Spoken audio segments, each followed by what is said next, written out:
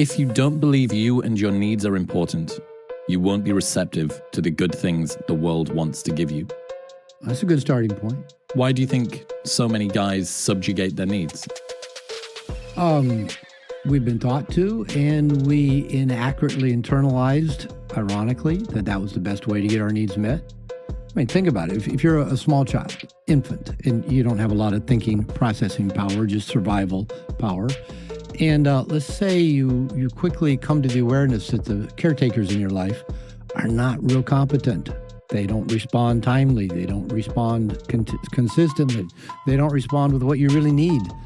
And so what you learn is, well, maybe if I get rid of my needs, or maybe if I become needless and wantless. I mean, this isn't thought, it's just emotional survival reaction. If I take care of their needs, if I make sure they're okay, then they'll be okay to make sure I'm okay. And all of this begins before we can even think about it. So it gets wired into our nervous system, and we grow up to be children, adolescents, adults, and we just keep following the same thing that got wired in when, very inaccurately, when we were just a few months old.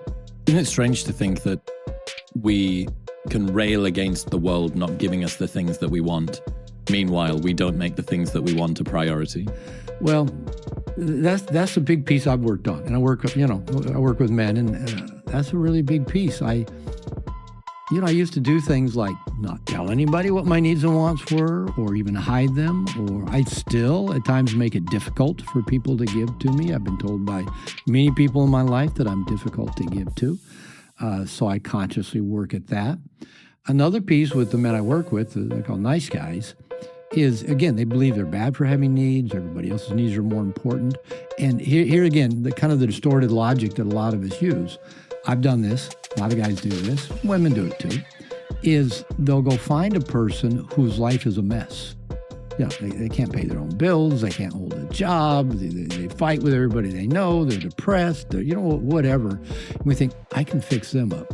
I'll dedicate all my resources to getting them good. And then once they're good, they'll be there for me. They'll help me get my needs met. But that's just terrible strategy. If you want to get your needs met, go find people who are already competent at getting their own needs met and who are available to help give to you. But again, most of this stuff is so unconscious, we're not thinking about it. We just keep doing the same thing, hoping at some point it will work. And then again, often when people then do try to give to us, no, that's okay. It's all right. No, it doesn't matter. The minimization. No. So, this is a big piece I've been working on in my own life. Yeah, there's something, I think, especially for guys, that seems kind of like romantically heroic about, I don't need anybody or anything. Yeah. I can make this work on my own. There's something kind of not desperate, but tangential to desperate and needy about having needs. And I think the reverse of that, of maybe if you tell people what you want, sometimes they'll give it to you. Reframing that so that it's something which is aspirational to do, I think is a hurdle that many guys may struggle to get over. Talk about that dynamic with men. Because again, I've been working with men for 30 years. And a really core pattern I see is just this pattern of going it alone, isolating themselves. Mm-hmm. Another way I put it is so many men, and especially the younger men,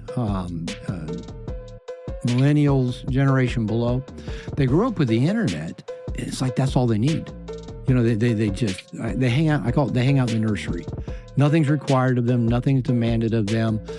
They get all their connections on social media, spend all their time on the internet, binging on Netflix, playing World of Warcraft, smoking dope, drinking, jerking off to porn.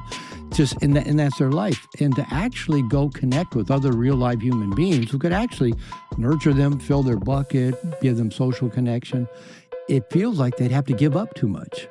They have to give up all this other stuff over here that consumes them. And maybe even, I think there's a fear that they might even have to reveal too much of themselves and reveal how shallow and empty and non-productive their lives really are. And so they just keep doing